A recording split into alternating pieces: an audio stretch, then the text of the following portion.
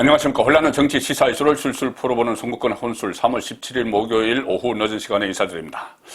자, 윤석열 대통령 당선인 집무실 그리고 간저 이전 문제를 놓고 처음부터 상당히 시끄럽습니다.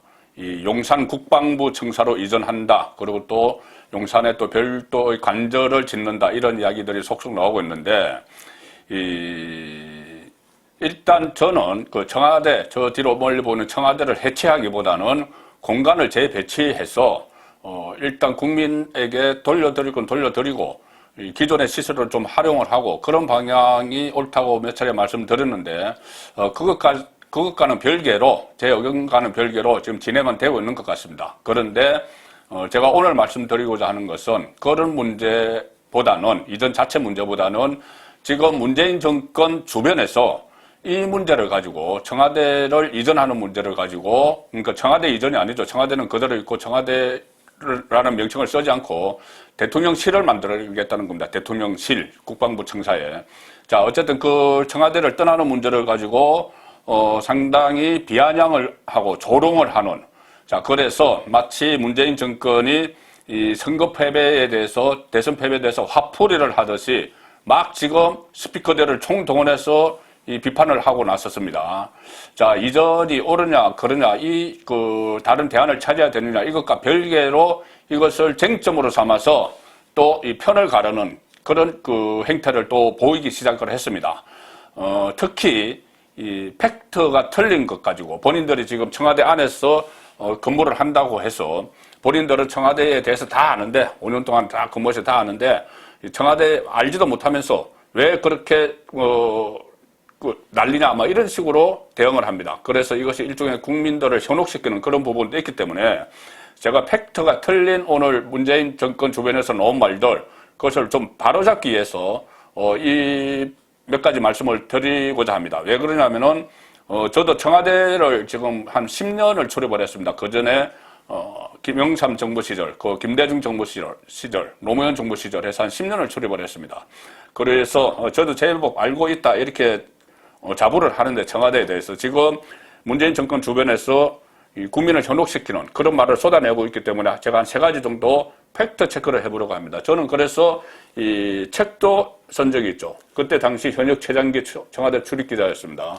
그래서 이 도대체 청와대에서는 무슨 일이, 이런 책을 썼고, 그래서 이 안에 보면은 청와대 경내 이야기도 많이 나옵니다. 그래서 제가 어느 정도 팩트를 알고 있기 때문에 이 팩트 체크를 한번 해드리겠습니다. 이 책은 절판됐습니다. 저거 팔지는 않는 겁니다. 그리고 그때는, 지금은 이 청와대 출입기자들이 춘추관에 머물러 있습니다. 춘추관 기자실에 머물러 있고 본관에 못 들어갑니다. 일종의 풀기자라는 게 있습니다. 대통령의 일정을 청와대 출입기자들이 한 1000명 되는 청와대 출입기자들이 1000명은 안 됩니다. 일단 여러 분류에 따라서 좀 다르지만은 어쨌든 뭐 300명이 넘는 청와대 출입기자들이 같이 갈 수는 없죠. 같이 갈 수는 없기 때문에 풀기자를 선정을 해서 중앙지 취재, 그리고 지역지 또 취재, 사진, 카메라 이렇게 해서 한 조를 짜서 가서 일정을 취재를 하고 본관에 들어가서, 기자실에 있다가 본관에 들어가서 일정을 취재하고 그것을 다시 나와서 릴리스를 하는, 자, 그런 형태로 운영이 되고 있습니다. 자, 그래서 그럴 때 지금은 한번 청와대 안에 들어가 보는 거죠. 풀 기자로 참여를 할 때. 그런데 제가 출입을 할 때는 YS DJ 때까지 하루에 2번 청와대 안을 들어갔습니다. 비서동 안에 들어갔습니다. 그래서 티타임도 하고, 수석 비서관들, 비서실장들과 티타임도 하고, 또 수시로, 본인이 볼 일이 있으면 들어갈 수가 있었죠. 가령 본관에 이발하러도 들어가고, 그래서 본관 사정을, 청와대 내부 사정을 잘 압니다. 지금 청와대 출입기자들은 노무현 정부 때부터 아예 비서동 출입을 막아버렸기 때문에 안에 들어가 볼 기회가 거의 없습니다. 만약에 풀 기자로 들어가더라도 딱 버스 타고 가서 행사장 앞에 내려서 취재하고 다시 버스 타고 돌아오죠. 그런데 그때 YS DJ 때 출입했던 기자들은 춘추관에서 걸어서 녹지원을 지나서 비서동까지 가고 이렇게 했습니다. 그래서 그 내부 구조를 다 잘 알죠. 헬기장도 다 알고 다 합니다. 그 입장에서 오늘 제가 팩트 체크를 한 3가지 정도 하려고 하는데, 자, 처음에 하나는 박수현 청와대 국민소통수석이 오늘 라디오에 나와서 이런 이야기를 했습니다. 이제 문재인 정부가 청와대와 관련해서 한 일을 자랑을 하면서 우리 문재인 정부는 청와대 앞길 그리고 북악산을 개방을 하고 대통령 별장을 국민에게 돌려드리는 정도밖에 하지 못했다. 자, 우리는 그렇게 하지 못했지만 열심히 한번 해보시라. 뭐 이렇게 비아냥거리면서 한 겁니다. 그러면서 문재인 정부가 했다고 자랑을 했죠. 자, 그런데 청와대 앞길 개방은 YS 때부터 시작이 됐습니다. 김영삼 전 대통령 때부터 좀 시작이 됐고, 그래서 조금씩 더 앞이 넓혀 나갔고, 문재인 정부 들어서기 전에 거의 다 거의 다 개방됐습니다. 담벼락 그 사이에 두고, 그냥 길과 그 안이 나눠졌을 뿐이지 다 개방이 됐습니다. 그리고 북악산을 또 개방을 했다고 하는데, 저 뒤에 보이는 산이 북악산입니다. 저 멀리 뒤에 청와대 뒤로 보이는 산이 북악산인데, 그 북악산은 노무현 정부 때부터 부분적으로 개방이 됐습니다. 그래서 노무현 정부 때 제가 청와대 출입을 할 때는 노무현 대통령과 같이 등산도 하고, 그리고 저 반대쪽으로 내려가면은 거기서 숙정문 같은 데가 있는데 거기서 일반 등산객도 만나고 했습니다. 그때 부분적으로 개방이 되기 시작을 했죠. 그러니 이것은 눈속임입니다. 마치 팩트에 맞지 않는 말이죠. 대통령 별장을 국민에게 돌려드렸다. 자, 대통령 별장. 무슨 대통령 별장을 국민에게 돌려드렸는지 이것은 제 책에도 나옵니다. 자, 청남대 대표적인 대통령 별장이 청남대가 있고 청해대가 있습니다. 자, 청남대는 그 충북도에 반납이 됐죠. 노무현 정부 시절에 반납이 됐습니다. 2003년에 바로 반납이 됐습니다. 그래서 그때 이미 이 대통령 별장은 없어서 그 다음부터 뭐 대통령이 휴가 때마다 어디를 갈지 뭐 그런 고민에 쌓이는 그런 부작용도 있었고. 그때 당시 제 책에도 나오는데 청와대 출입 기자들이 청남대를 정식 반납하기 전에 그 청와대 비서실 직원들과 같이 청남대를 둘러본 기회가 있었습니다. 그때 이 당시 뭐 청와대 고위 관계자가 자기도 왜 이런 시설을 반납하는지 모르겠다. 세계 어디를 가도 대통령의 휴양지는 있는데, 자, 이런 식으로 이야기할 정도로 그때 어쨌든 논란이 됐는데 청남대를 반환을 했죠. 그리고 청해대라고 있습니다. 청해대는 그러니까 대통령 별장이 이승만 대통령 시절부터 김해, 거제를 비롯해서 4군데가 있었는데 YS 때 청남대만 남기고 공식적으로는 모두 폐쇄를 했습니다. 청해대 이것도 진해에 있었죠. 바다의 청와대 이런 그 의미로 이름이 붙여진 청해대는 당시는 진해시고 지금은 거제시입니다. 거제시 장목면 저도에 있었는데 이 해군이 관리하다가 1972년 대통령 공식 별장으로 지정이 됐지만 1993년에 김영삼 대통령이 이 대통령 별장에서 해체시켰습니다. 자, 그런데 이것을 지금 문재인 정권에서 뭐 대통령 별장을 국민에게 돌려드렸다 이렇게 맞지 않는 이야기를 하면서 지금 윤석열 당선인을 비판을 하고 있는 겁니다. 자, 박수현 수석은 또 이런 이야기가 있습니다. 이명박, 박근혜 대통령은 본관에서 근무했던 것 같은데 문재인 대통령은 근무하기 좋은 본관을 마다하고 비서동으로 내려왔다. 대통령이 찾으면 1분 안에 볼 수 있다. 이렇게 이야기했습니다. 그리고 또 탁현민 의전비서관, 문재인 동선을 관리하는 이 의전비서관은 이렇게 이야기합니다. 그 김원혜 대통령 당선인 그 대변인이 지금 청와대에서는 본관과 비서동이 너무 멀어서 업무 효율성이 떨어진다 이런 이야기를 한 것을 두고 반박을 하는 거죠. 탁현민은 집무실을 비서동으로 옮긴 지 5년 됐다.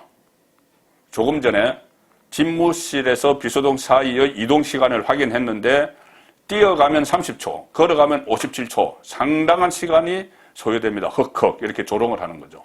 무슨 그렇게 멀다는 이야기냐. 뛰어가면 30초 만에 가고 걸어가도 57초 만에 간다. 그리고 이 말은 무슨 말이냐면 김원혜 대변인이 이야기한 것은 대통령 집무실이 2군데가 있습니다. 2군데가 있습니다. 하나는 저 본관 안에 집무실이 있고 그 다음에 이 여민관, 그 비서동을 여민관이라고 하는데 여민관 안에 대통령 집무실이 있습니다. 그래서 만약에 대통령이 여민관 안에서 집무를 하면은 비서동 사이에 같은 건물에 있으니 뭐 뛰어가면 뭐 30초, 걸어가면 57초 걸리겠죠. 그런데 과연 대통령이 지금까지 뭐 박수현은 이 비서동으로 내려와서 다 근무를 했다는 식으로 이야기하는데, 과연 비수동에서 과연 근무를 했을까? 자, 처음에 어떤 퍼포먼스를 했죠. 비서동에 가서 문재인 대통령이 취임하고 나서 비서동에 가서 근무를 하겠다고 하면서 무슨 일자리 상황판을 만들어 놓고 퍼포먼스도 막 벌이고 했습니다. 근데 그 이후에 그런 게 전혀 확인이 안 됩니다. 과연 비서동에서 근무를 했는지, 저 뒤에 보이는 큰 본관에서 근무를 했는지, 그리고 비서동에서 계속 근무했다는 그런 소식은 없습니다. 자, 뭐 필요하면 한 번씩 갔을 수는 있죠. 대부분 아마 저 본관에서 했을 겁니다. 자, 그러면은 상당히 거리가 떨어져 500m입니다. 500m. 비서동과 본관 사이에.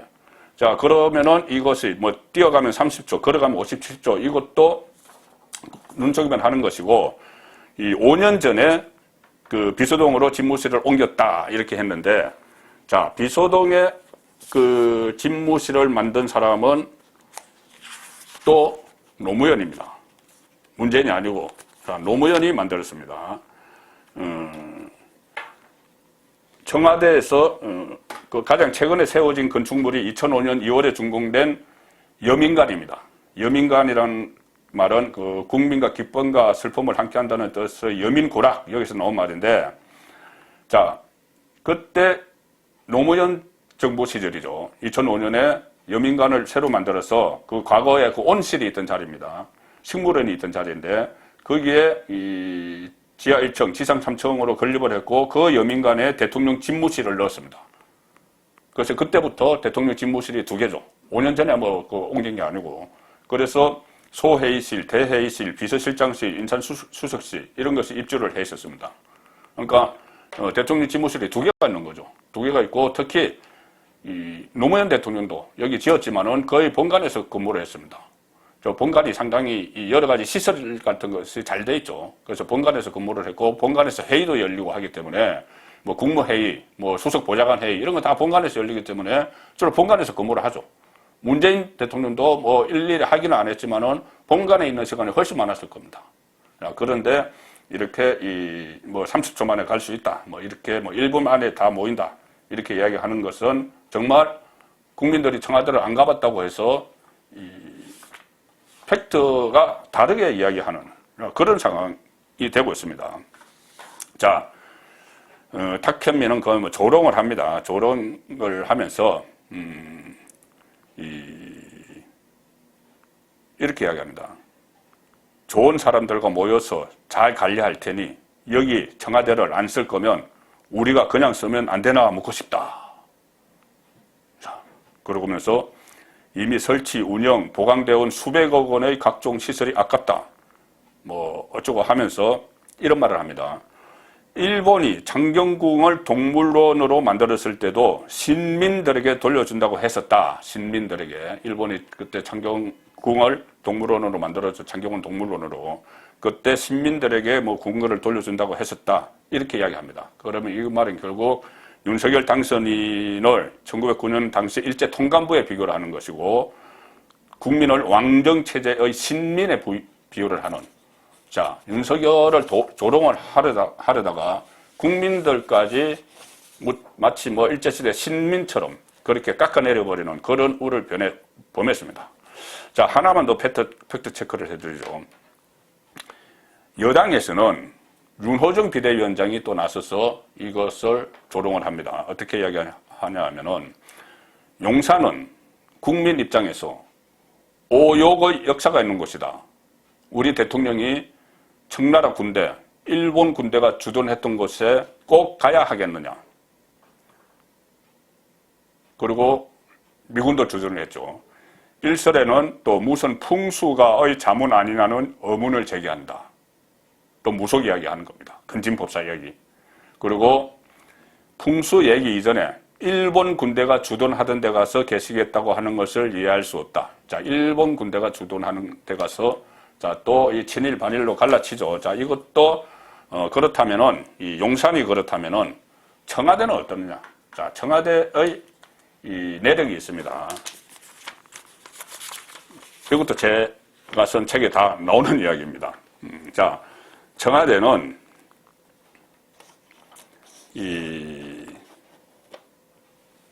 원래 청와대 터는, 저 뒤에 보는 청와대 터는 고려시대에 남경으로서, 남경, 그러니까 그 남쪽 수도죠. 거기서 별궁이 있던 곳입니다. 별궁.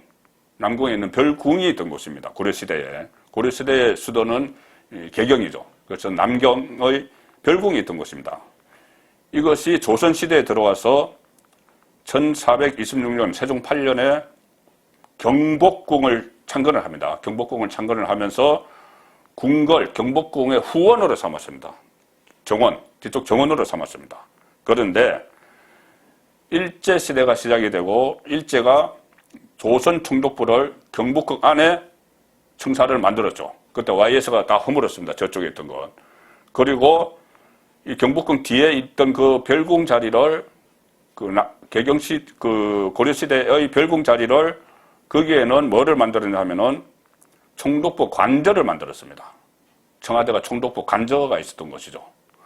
그리고 이 강복이 되고 미군정이 시작되고 나서 이 청와대 자리에는 군정장관, 미군 군정장관의 관저로 사용이 됐습니다. 일본, 미군 이렇게 한 것이 자 용산이나 뭐 마찬가지죠. 똑같습니다. 그 상황에서 나중에 이승만 대통령이 경무대라는 명칭을 붙여서 대통령 직무와 생활을 하는 것으로 바꿨죠. 그리고 윤보선 대통령이 청와대로 이름을 바꿨습니다. 자, 그러면 뭐 결국은 용산을 왜 용산에 일본 군대가 주둔하던 데 가서 계시겠다고 하는 것을 이해할 수 없다 이렇게 이야기했지만은 이 청와대는 그렇게 따진다면, 굳이 그렇게 따진다면 일본 총독의 관저가 있던 것이죠. 바로 그 앞에 일본 총독부가 있었고.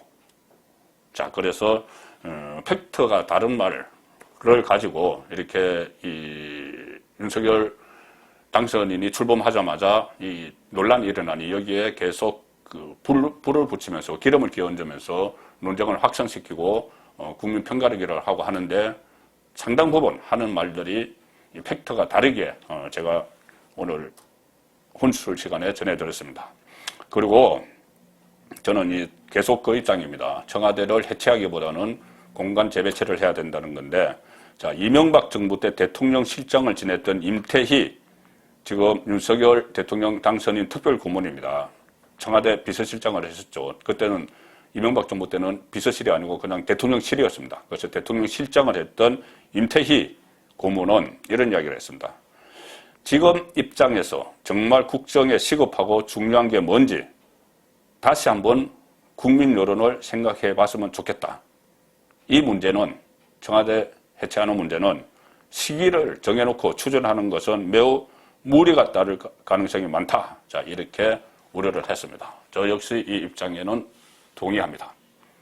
송국근의 혼술이었습니다.